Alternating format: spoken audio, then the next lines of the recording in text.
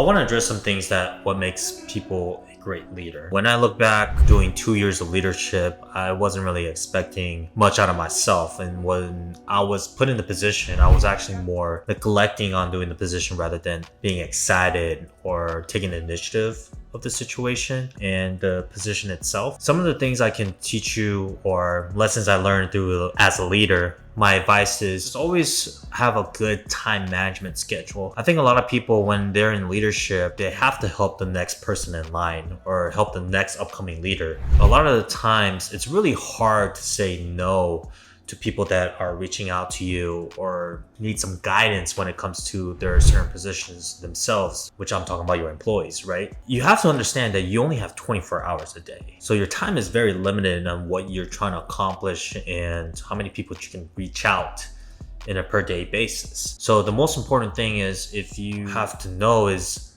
exactly where you should allocate your time. What are some of the problems this individual is facing? What are some of the common themes that they're going through?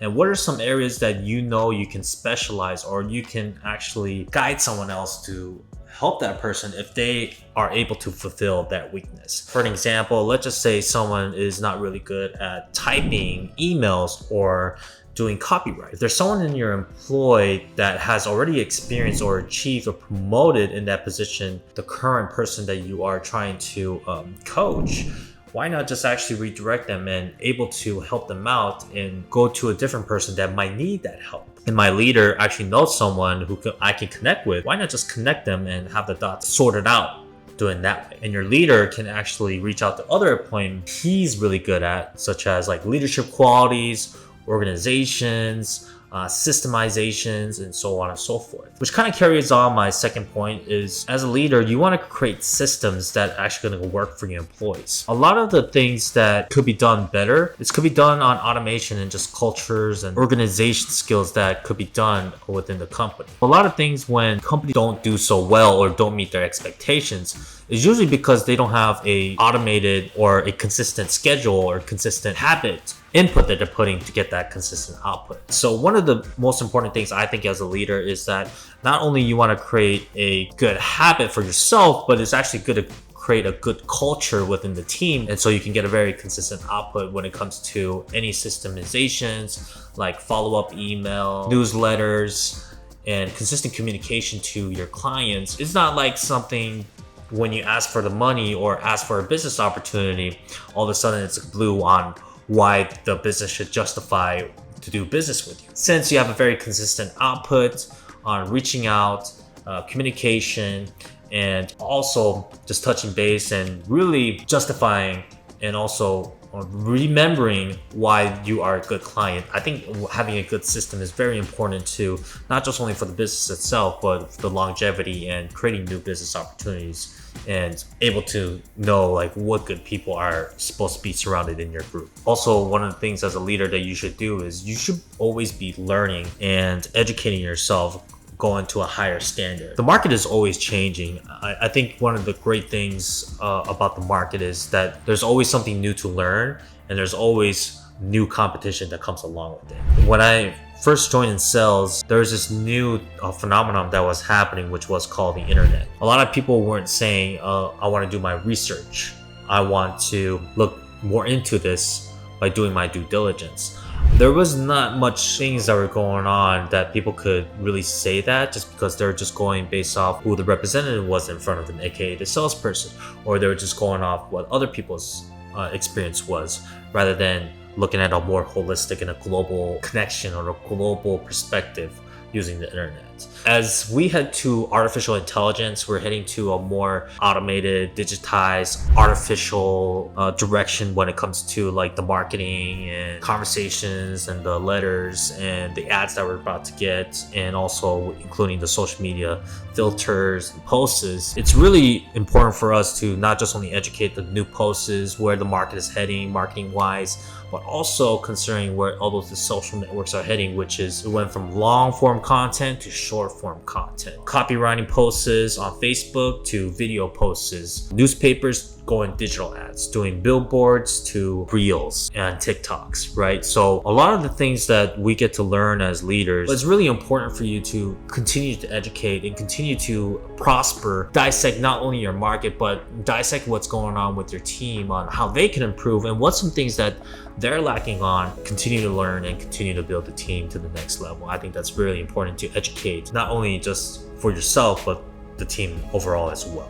If I had to also look at some things as a leader, is that you actually want to really improve your overall health as well. I think if I look back, what made me really struggle is that I was not able to take care of my overall health. I was always been a really healthy person. When I look back on some things, what made me dehydrated or not really hitting my goals, seeing that myself I don't have enough time, is actually I was really into the process of my own addiction. Social media, drinking, adult videos, and not really taking care of myself. When I hit the 6-figure mark, I was really stuck on this phase of not having enough time, not really able to improve my health, and just running in spirals when it comes to like my mood. When I got to figure out or wanted to really take things, because I almost had a breaking point where I'm just like having mood swings where I'm just happy, not happy, very inconsistent energy, deciding to figure out how can I have a very consistent energy, very consistent mood, and no matter what happens, perform at a very high level and really able to exponentially go up when I constantly have very dips in my financials, my dips in my health, dips in my time,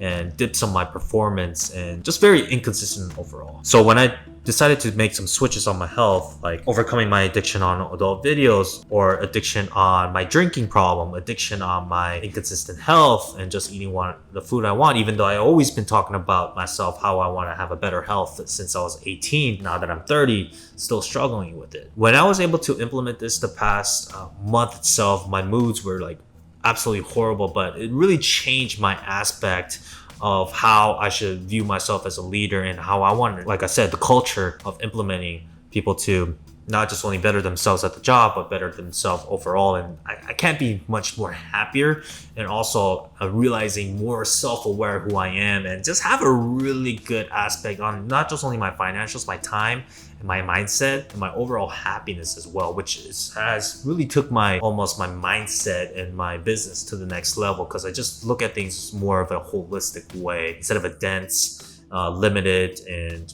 more controlled by my brain and mood, now more control with my habits and ethics, what I always been talking about, what really taking it to the next level, which I'm really excited about. And I think as a leader, how can you do it in a very consistent basis? One of the biggest things that you're gonna face is that you're most likely not gonna feel like doing it. And if you don't feel like doing it for yourself, how are you able to do it for other people? When I have those moments, right, I just tell myself, you know what, the greatest leaders, the greatest competitors, the greatest athletes, the greatest performers just do the things even though they don't feel like it. When I was doing the things that I was just dreading, wanted to pass on, and end up doing it, the overall adrenaline and gratification that I get was pretty much worth it. When you get in the first 20 minutes of like doing the task, it's probably the most dreading part, even the workouts or even doing the task, but you eventually get over that hump. If for some reason, whatever the workout is or whatever the task is, you get to become in a mindset of achievement or relief that you're actually doing it. This is what separates the greats versus the normal people, because people really follow along with their mood rather than following on with their actions. Even though you don't feel like it, even though you're stressed, even though you have life happening to you, it's just not negotiable. And you don't negotiate with your feelings. You don't even negotiate your thoughts. You just perform and just make it happen. I think that's what the great performers do. And there's a reason why you are at that type of level of status, job positioning, income, because you know what it takes to consistently get there. I think it's also important that you just not even negotiate with your feelings, but just negotiate habits on how you can get better, and what are some things that you could do consistently that will have a more consistent results to come out. And that's what really separates the achievers versus the followers per se. If you want to be not only just great, you want to be great overall, not just only the health like I said, but looking at the next level, the next steps. what are some things that you could really achieve? Some of the things that I was achieving, not only financial, but I wanted to achieve financially more. I was healthy, but I was asking myself, how can I be healthier? Was doing great with my relationships, but what can I do to take my relationships to the next level? So whatever happens to them, or today, if it's not promised, that I am grateful, or I've done everything I could with my relationships. Or how can I take my business to the next level? Who's some people that I can meet?